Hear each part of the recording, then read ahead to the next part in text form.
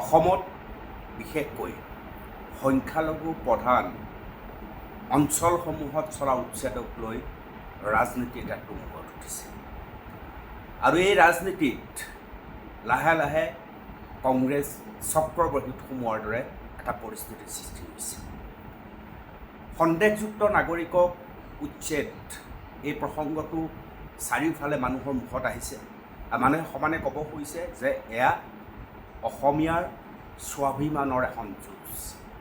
এই ধৰণেই এটা পৰিৱেশ প্ৰতিষ্ঠা কৰা হৈছে।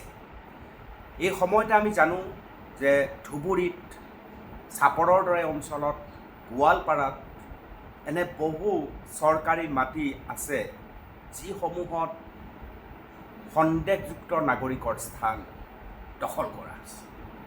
সেইসকল লোকৰ লগতে কিছু সংখ্যালঘু লোকো আছে, স্থানীয় লোকো আছে, কিন্তু স্থানীয় লোকৰ সংখ্যাটো অকণমান কম আৰু সন্দেহযুক্ত লোকৰ সংখ্যাটো যথেষ্ট বেছি। আমি যদি এই উচ্ছেদ চাওঁ তেতিয়াহ'লে আমি দুটাকৈ উচ্ছেদ ইতিমধ্যে দেখিলোঁ ধুবুৰীত, চাপৰত এটা, তাৰ আগত ধুবুৰীত। যিসকল স্থানীয় লোক অৰ্থাৎ অসমৰ স্থায়ী বাসিন্দা, সেইসকলে বেদখল কৰোঁতে তেওঁলোকে নিজে নিজে সেই ঠাইৰ পৰা চৰকাৰৰ সৈতে আলোচনা কৰি উভতি গৈছে। তেওঁলোকে শিলগুটিও নিক্ষেপ কৰা নাই বা আক্ৰমণো কৰা নাই। এটা বুজাবুজিৰ মাজে তেওঁলোকে আঁতৰি গৈছে আৰু তেওঁলোকৰ বাবে বোধ কৰোঁ এটা পৃথক ব্যৱস্থা চৰকাৰে কৰিব বুলি তেওঁলোকে আশ্বাস পাইছে।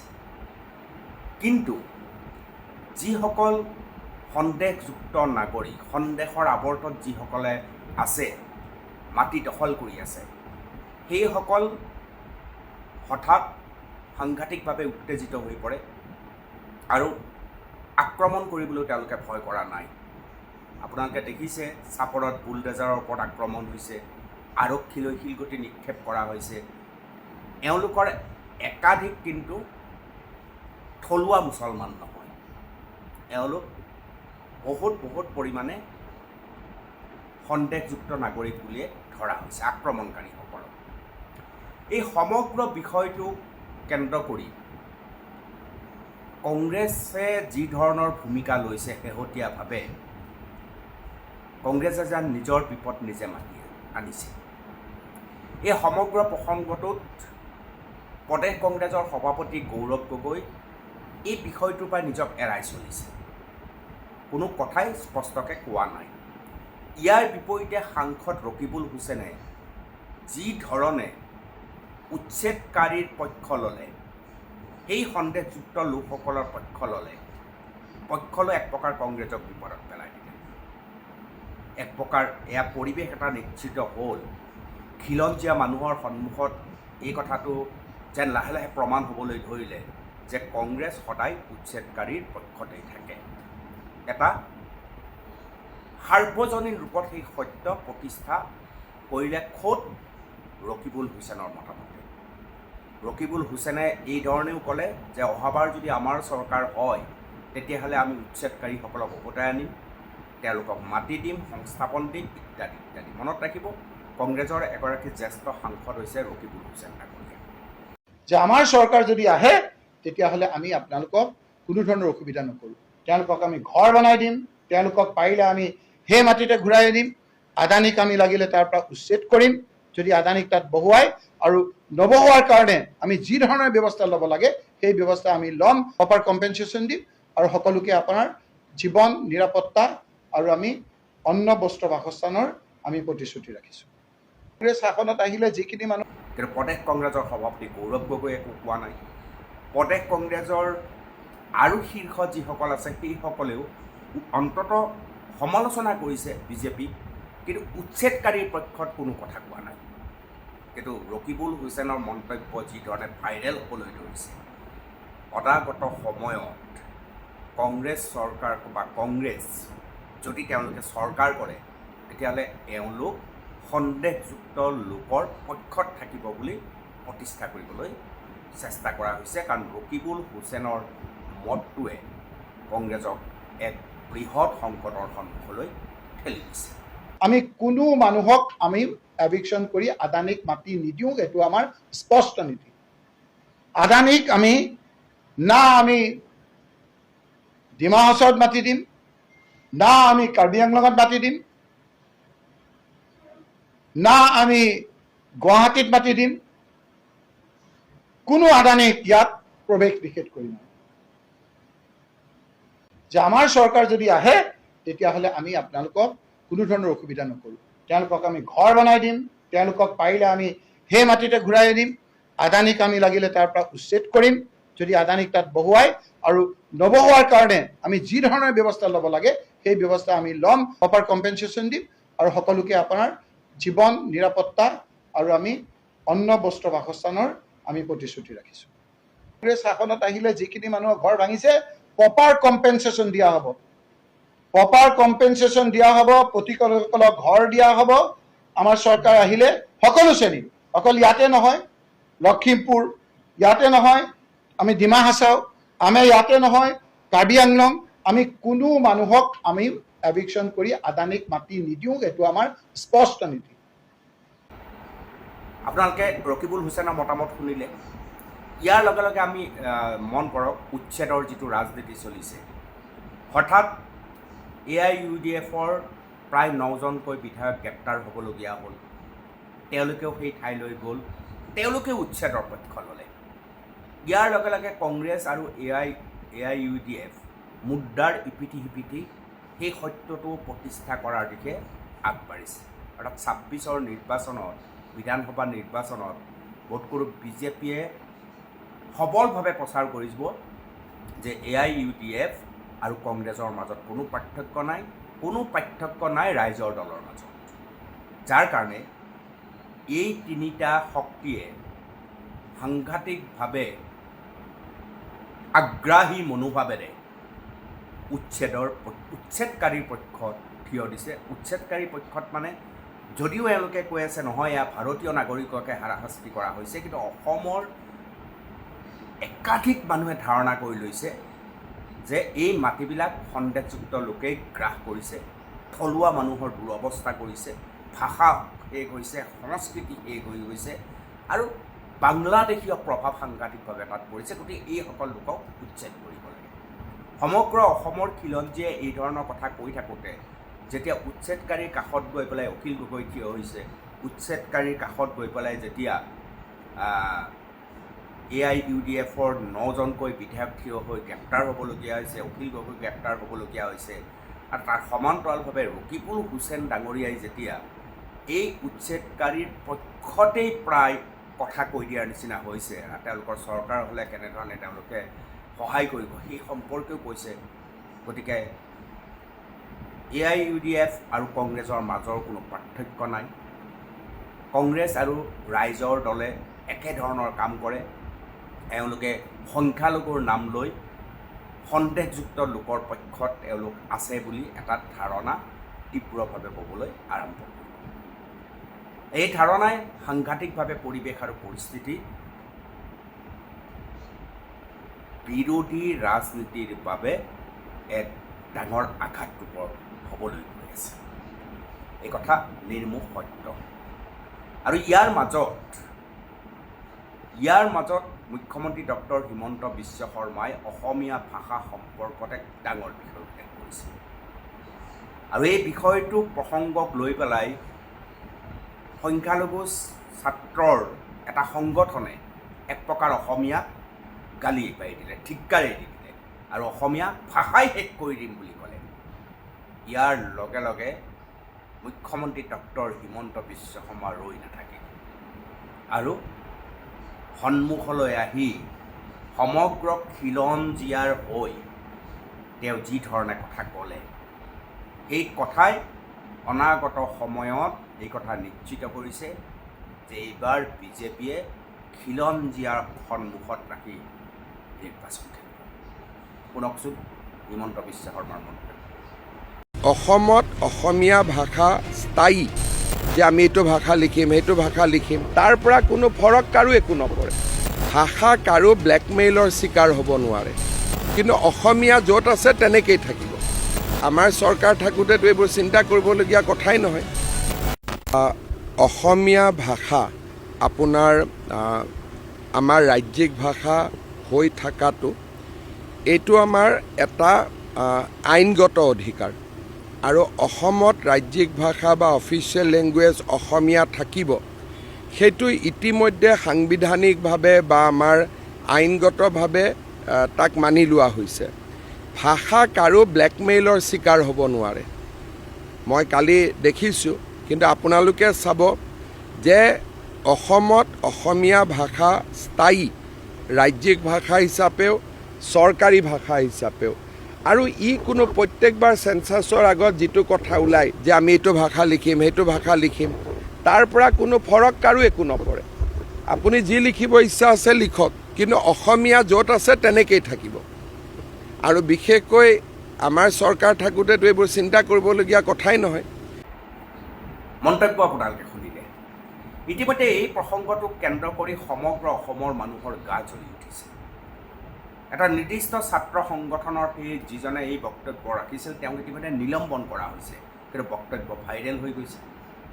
মুখ্যমন্ত্ৰী ডাঙৰীয়াই খুব ডাঙৰ কথা, ইয়াৰ মাজত এটা ডাঙৰ কথাও কৈছে।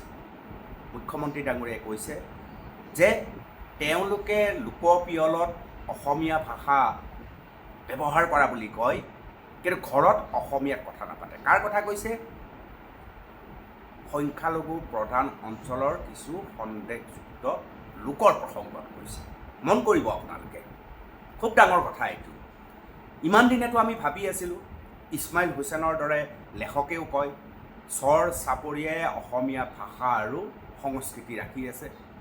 চৰকাৰী বিদ্যালয়সমূহত যদি চৰ চাপৰি ল'ৰা ছোৱালী নপঢ়িলেহেঁতেন তেতিয়াহ'লে অসমীয়া ভাষাই টিকি নাথাকিলেহেঁতেন। সাধাৰণতে এই কথা কোৱা যায় আৰু এই কথা বহুত মানুহে বিশ্বাসো কৰিছে। কিন্তু আজি মুখ্যমন্ত্ৰীয়েতো গোমৰ ফাঁক কৰি দিলে গোটেই বিষয়টো। কেৱল সুবিধা পাবৰ বাবে তেওঁলোকে যে অসমীয়া ভাষাটো ব্যৱহাৰ কৰিবলৈ চেষ্টা কৰিছে, অন্তৰৰ পৰা হৃদয়ৰ পৰা যে তেওঁলোকে অসমীয়া ভাষা ব্যৱহাৰৰ প্ৰতি কোনো দুৰ্বলতা নাই, আৰু কেৱল লোকপিয়লত অসমীয়া বুলি ব্যৱহাৰ কৰাটো যে এটা ডাঙৰ আইন বিৰুদ্ধ কথা, সেয়া মুখ্যমন্ত্ৰীয়ে স্পষ্ট কৰিছে। শুনক।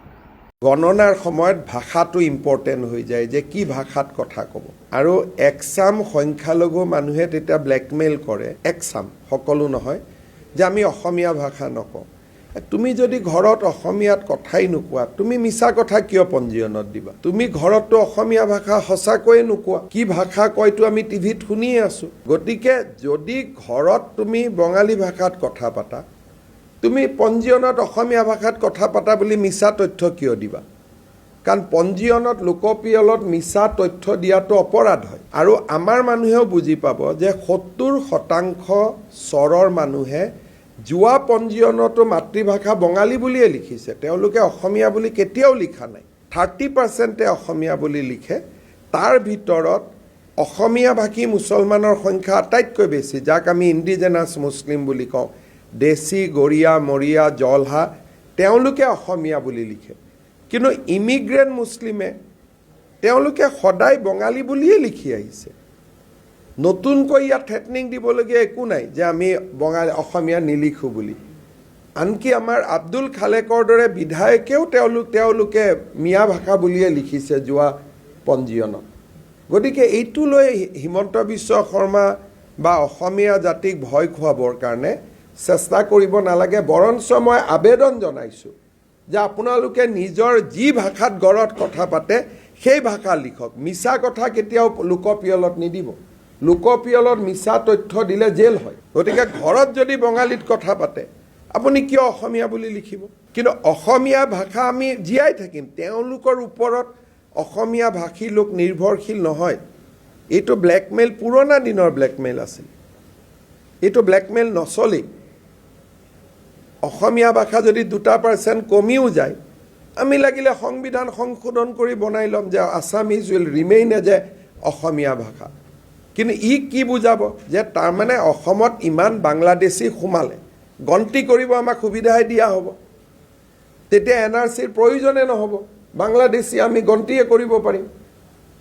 গতিকে মোক যদি সুবিধা কৰি দিয়ক। মই ধন্যবাদ জনাইছোঁ ABMCক যে বাংলাদেশী কাউণ্ট কৰাৰ নতুন ৰাস্তা এটা দিব খুজিছে, ভালেই হ'ব, সেইটোলৈ কি অসুবিধা আছে? গতিকে এইবিলাক ভয় বিজেপি চৰকাৰে নাখায়। হিমন্ত বিশ্ব শৰ্মাই নাখায়, এভিকশ্যন চলি আছে, চলি থাকিব। গণনাৰ সময়ত ভাষাটো ইম্পৰ্টেণ্ট হৈ যায় যে কি ভাষাত কথা ক'ব।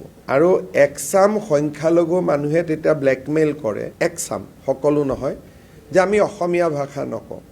তুমি যদি ঘৰত অসমীয়াত কথাই নোকোৱা, তুমি মিছা কথা কিয় পঞ্জীয়নত দিবা? তুমি ঘৰততো অসমীয়া ভাষা সঁচাকৈয়ে নোকোৱা, কি ভাষা কয়তো আমি টিভিত শুনিয়ে আছোঁ। গতিকে যদি ঘৰত তুমি বঙালী ভাষাত কথা পাতা, তুমি পঞ্জীয়নত অসমীয়া ভাষাত কথা পাতা বুলি মিছা তথ্য কিয় দিবা?